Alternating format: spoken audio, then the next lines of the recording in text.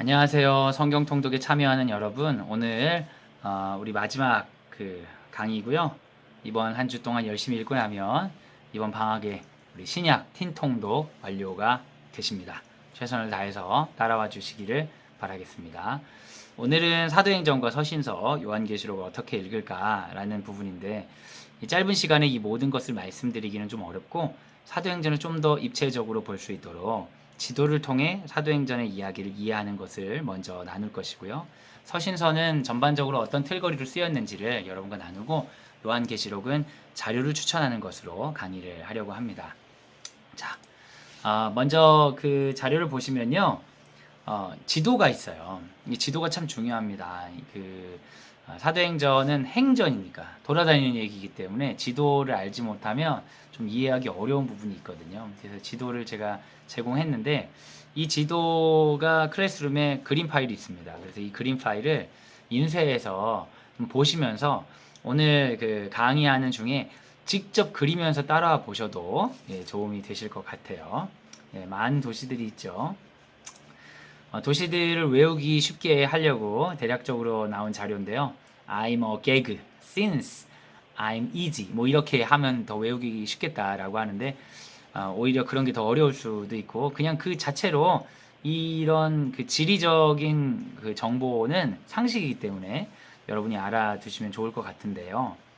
성경을 읽으면서 약간 우리가 좀 헷갈릴 수 있는 것은 여기서 쓰이는 이런 용어들과 성경의 용어가 좀 다른 부분이 있어요. 예를 들면 이탈리아 같은 경우는 이달리아라고 성경에서 쓰이고요. 그리고 우리가 아시아라고 하면 우리가 아시아 사람인데 이렇게 생각할 수 있잖아요. 여기서 아시아는 그리스와 아나톨리아 지역을 넘어갈 그러니까 터키 지역이 아시아인 거고요. 그리고 뭐 이집트라고 안 나오죠. 애굽이라고 나오고 이런 이제 전반적인 대륙의 이름들 아시면서 사도행전 들어가시면 사도행전의 지형들을 이해하시면 좋을 것 같습니다. 여러분이 전부 다 사도행전 읽으셨기 때문에 그 내용들을 머리에 이제 떠올리고 정리하는 개념으로 이걸 보시면 좋은데요. 사도행전의 이야기를 이렇게 네 가지 상징으로 표현할 수 있습니다. 한번 따라해 주세요. 1. 시, 땅콩, 국자. 네, 해보주세요. 1. 시, 땅콩, 국자. 지금 이 얘기를 들으시면 무슨 소리를 하나 하실 것 같은데 듣다 보면 이해가 되실 겁니다. 우리 하나씩 이 그림의 뜻들을 파악해 보죠. 그리고 여러분 지도가 있으신 분은 작게 이제 그림을 그려가면서 따라오시면 좋겠습니다. 먼저 1입니다. 1은 뭐냐면 사도행전의 초반부에 있었던 어떤 거대한 이동을 표시하는 거예요. 거대한 이동은 예루살렘 중심이었던 교회가 안디옥 중심으로 이동하는 것을 이제 나타내서 1 이렇게 한 거죠. 예루살렘에서 안디옥으로 이렇게 쭉 올라갔다는 거예요. 여러분 사도행전을 이해하기 위해서 알아야 될 중요한 배경이 있는데요. 그건 바로 유대인들과 헬라인들 사이의 갈등입니다. 유대인들은 이스라엘을 중심으로 율법을 지키는 사람들이고요. 헬라인들은 유대 세계의 입장에서는 유대 세계 바깥에 있는 모든 사람들이 헬라인이죠. 그런데 이제 문제는 이들이 기독교인이 되는 거예요. 유대인이었다가 기독교인이 되면 유대 기독교인이 되는 거고요. 헬라인이었다가 기독교인이 되는 사람은 헬라 기독교인이 돼요. 근데 유대 기독교인들은 어떤 특징이 있냐면 유대교에서 하는 모든 할례라든지 회당 예배라든지 율법을 모두 지키면서도 예수를 믿는 사람이 유대 기독교인이고 헬라 기독교인들은 유대교에서 지키는 것들은 안 지켜요. 할례도 하지 않고 율법도 지키지 않고 율법을 사랑하긴 하지만 그것을 유대인들처럼 지키진 않고 회당 예배를 드리지도 않아. 그런데 예수를 믿는 사람이에요. 그래서 유대 기독교인과 헬라 기독교인이 같은 기독교인이지만 삶의 구체적인 모습에서 차이가 있는 거예요. 여기는 유대인이고 여기는 헬라인인 거죠. 그런데 이제 유대인들 입장에서는 내가 유대인이면서 기독교인이다 보니까 유대교의 모든 법칙을 지키면서도 예수를 믿는데 저 사람은 유대교의 중요한 법칙들 하나님 믿는 걸 하지 않고 예수를 믿는다고 하니까 유대 기독교인 보기에는 헬라 기독교인이 어떻게 보이겠어요? 좀 이상한 사람들로 보이는 거예요. 그래서 같이 예수를 믿지만 유대 기독교인들 사이에 유대 기독교인과 헬라 기독교인들 사이에 분쟁과 알지 못하는 벽이 항상 있었습니다. 사도행전에서도 그런 표현이 있죠. 사도들이 교회를 예루살렘에 든든하게 세워가는데 가난한 과부들 중에 헬라 과부들을 챙기는 일들을 유대 기독교인들이 하지 않는 거예요. 그래서 사도들이 헬라인 중에 신실한 사람을 뽑아서 집사를 만들죠. 집사가 여기서 나옵니다. 이 집사의 역할은 뭐냐면 헬라인 그 과부들을 돕는 사람으로서 세워진 거예요. 그런데 그 원래 교회의 리더들은 전부 유대인이었잖아요. 근데 이제 헬라인 출신 리더들이 생기기 시작한 겁니다. 집사 중에 대표적인 사람이 누구예요? 스데반 집사님이죠. 이 스데반 집사님이 가난한 사람 돕기만 했어요? 복음도 전했어요? 설교도 했어요? 여러분 성경 읽다 보면 스데반 집사님이 굉장히 길게 설교하는 장면이 있잖아요. 그리고 굉장히 길게 설교하면서 그 예수를 믿지 않는 유대인들에게 아주 큰 자극을 주죠. 그래서 순교하게 되죠. 그때 어떤 일이 일어납니까? 스데반의 순교로 야, 너네 기독교인이라고 하면서 기독교인이라는 것들이 우리 유대교랑 거의 같은 비슷한 건 줄 알았더니 보니까 너네 굉장히 다르구나. 니네 가만두지 않겠다 하면서 핍박이 시작되는 거예요. 이 엄청난 핍박 때문에 뭐 베드로라든지 야고보라든지 유대인 출신 사람들, 사도들은 그 핍박 때문에 고통을 당하진 않았어요. 그런데 헬라인 출신 기독교인들 중에 많은 사람들은 이 핍박을 피해서 기독교인들이 상당히 많은 수가 안디옥으로 피신을 가게 됩니다. 그래서 교회의 중심이 안디옥이 가는 거죠. 그리고 사도행전 초반에 중요한 9장에 보면 중요한 장면이 나오죠. 이 일에 가담했던 핍박자 중에 강력한 바울이라는 사람이 그 다메섹에 있는 기독교인들을 쫓아내기 위해서 가는 중에 예수님을 빛 가운데 만나고 그리고 선교사가 되는 일들이 있죠. 선교사가 된 바울도 결국 어디로 찾아오냐? 안디옥으로 찾아옵니다.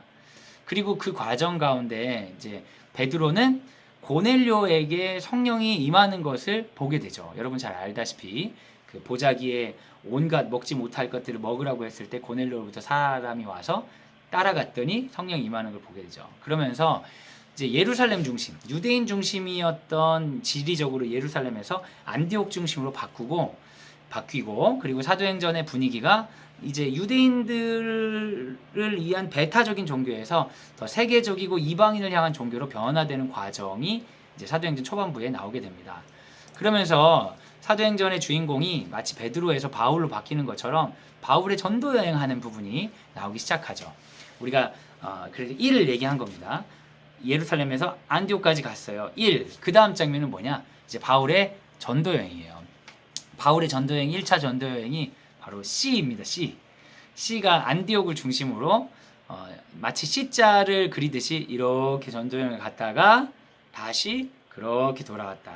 그러면 지금 이 지역은 터키와 아시아 지역을 그 전도 여행한 거죠. 바울이 처음에 안디옥에서 그 바나바와 마가 요한과 함께 선교사로 파송을 받습니다. 근데 마가는 여러분 알다시피 중간에 돌아가고 바울과 바나바가 많은 사람들을 전도하고 교회를 세우죠. 아시아에 전도를 하는 것이 1차 전도 여행입니다. 바울이 이렇게 이방 전도를 한 다음에 돌아왔더니 근데 굉장히 큰 갈등이 그 안디옥 교회에 있는 거예요. 그게 뭐냐면 바울이 전도하러 갈 때 바울은 유대 기독교식으로 전하지 않았던 거예요. 할례나 율법을 지키면서 예수를 믿어라 이렇게 하지 않고 그냥 너희는 헬라인으로 살면서 예수를 믿어라 이렇게 전했더니 바울이 전도하고 돌아오니까 어떤 소문이 있냐? 바울이 이단적인 걸 가르친다라는 소문이 있는 거예요. 이방인들에게도 할례를 가르쳐야 된다, 율법을 가르쳐야 된다는 보수적인 유대 기독교의 색채가 안디옥에서도 있었던 거죠. 그래서 교회가 시끄러우니까 그 교회의 수장인 야고보와 베드로를 중심으로 한 사도 회의가 열립니다. 이 회의에서 4가지만 빼면 나머지는 유대인이 아니라 이 헬라인에게 자유를 준다. 그래서 목매어 죽인 것, 음행, 우상의 제물 외에 율법으로부터 자유를 가진다라는 선교 원칙이 정해지죠.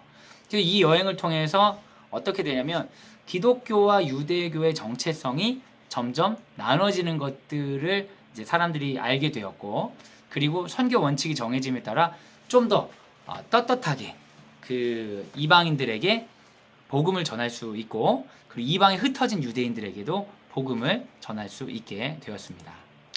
그 다음 장면은 이제 땅콩입니다. 땅콩은 그 안디옥에서 바울이 다시 2차 전도 여행을 떠날 때 아시아로만 가려고 했었는데 아시아까지 갔다가 돌아오는 것이 아니라 아시아에서 이제 성령께서 그 바울에게 마게도냐 사람이 꿈 가운데 등장해서 와서 우리를 도우라 이런 환상을 보게 하시는 거예요.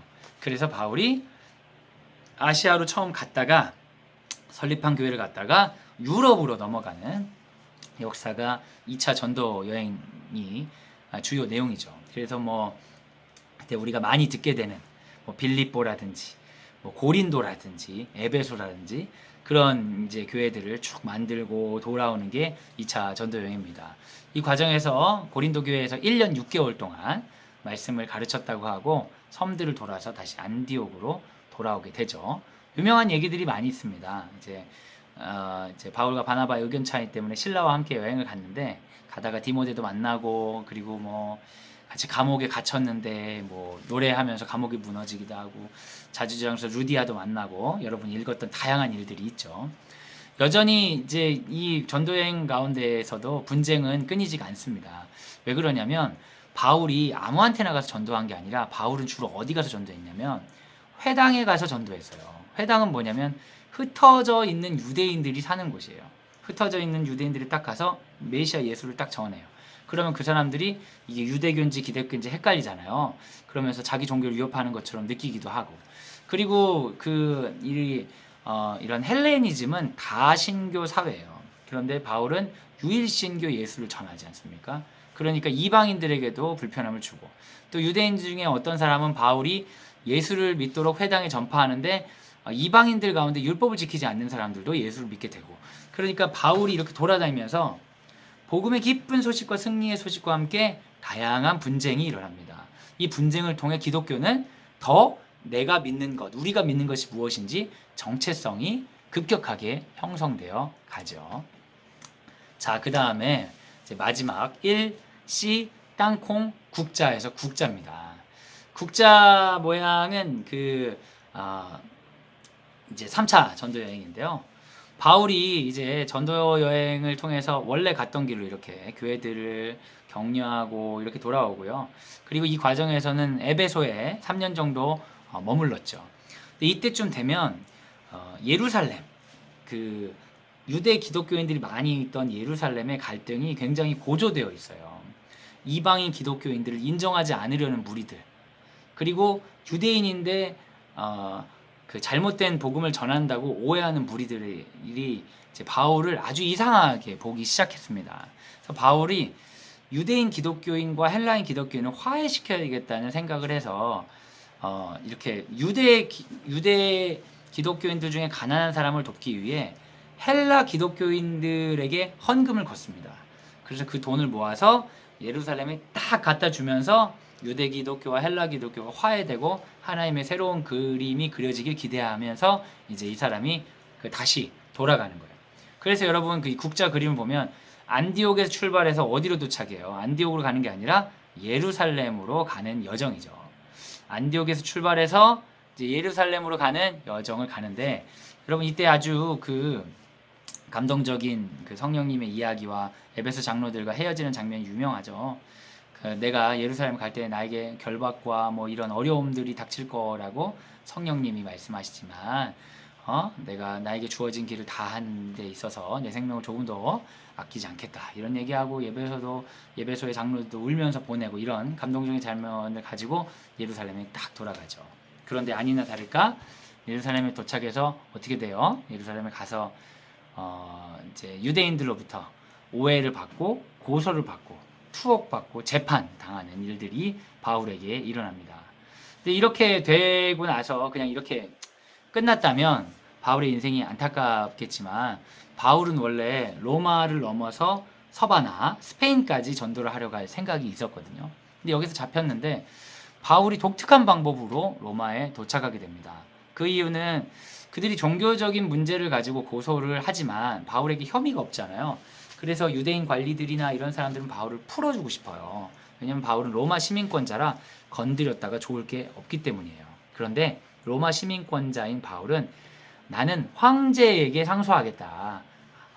황제가 내 죄에 대해 물었으면 좋겠다라고 요청을 해서 정식 요청을 했기 때문에 어쩔 수 없이 예루살렘에 체포된 다음에 로마까지 죄인의 신분으로 호송되게 됩니다. 말이 죄인의 신분으로 호송이지. 이제 그 성경의 전반적인 내용을 보면 하나님께서 마치 로마로 편히 가도록 로마 군대를 이제 보초로 이렇게 삼아 주신 것 같은 내용이기도 하죠. 그래서 죄인의 신분으로 배를 타고 로마를 가게 되죠. 여러분 사도행전 읽으시면서 그 가운데 있었던 일들을 아시죠? 배가 난파돼서 멜리데 섬에 도착하기도 하고 그 가운데 뱀이 튀어나와 물리기도 하고 하지만 하나님께서 도와주셔서 처음엔 죄인이지만 마지막에 배가 도착할 때는 거의 선장보다도 더 큰 리더십을 가지고 이제 로마에 바울이 딱 도착을 합니다. 로마에 도착해서 2년 동안 가택연금 상태로 지냈다고 하는데요.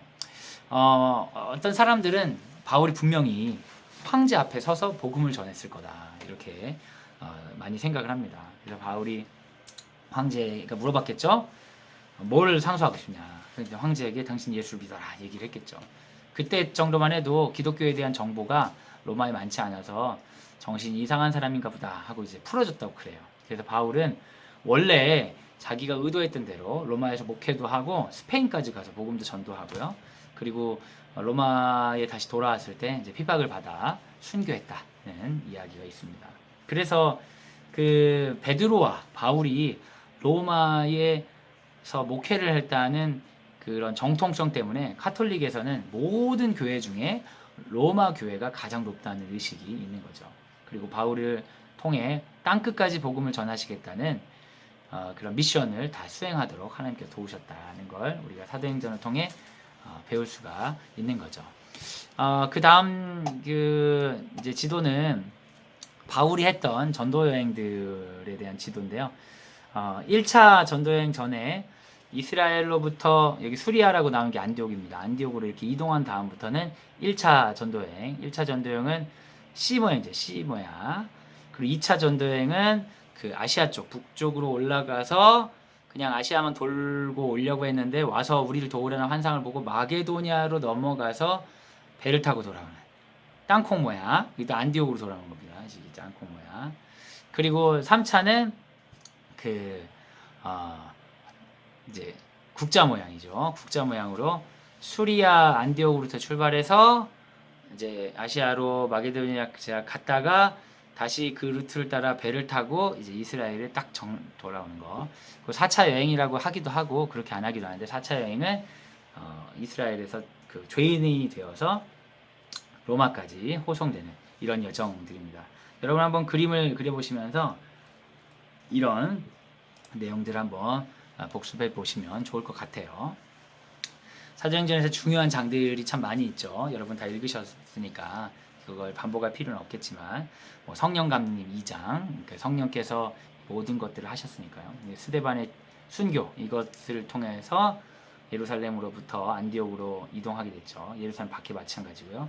그리고 사도행전에서 주요한 하나님께 사용하시는 그 바울의 회심 장면이 나오고 바울이 이방인에 전파될 수 있도록 고넬료의 복음 전파가 이제 있고 사도 회의를 통해 전도의 그 선교의 원칙을 정하고 그리고 유럽을 전도하고 바울이 결국 그 로마까지 가게 된 이야기가 사도행전에 이렇게 딱 전파가 되어 있습니다. 놀랍죠, 여러분? 하나님께서 어떻게 바울 같은 사람을 택하시고 베드로 같이 어리석은 그 어부를 택하셔서 이렇게 일을 하시는지 모르겠어요. 여러분 사도행전의 주인공은 누구라고 생각하세요? 어떤 분은 초반의 주인공은 베드로고 후반 주인공은 바울이다 이렇게 얘기도 하지만 성서학자들이 모두 다 동의하는 것은 사도행전의 주인공은 성령이다 라고 이야기합니다. 하나님께서 자기의 일을 하신다. 그리고 베드로와 바울은 하나님이 하시는 일에 동참한 사람들이다. 그럼 여러분 우리 또한 성령께서 주인공이 되셔서 일하시는 것에 동참할 수 있는 교회로서 역할을 감당할 수 있는 거죠. 그래서 어떤 교회는 사도행전은 28장에 끝나지만 우리는 사도행전 29장을 써야 된다. 그래서 Acts 29 이런 것도 하시기도 하죠. 여전히 사도행전의 이야기는 끝나지 않고 우리에게 열려 있다. 교회사라는 역사를 지나 지금 우리에게까지 열려 있고 연결되어 있다는 것을 기억하시면서 사도행전을 마무리하시면 좋을 것 같습니다.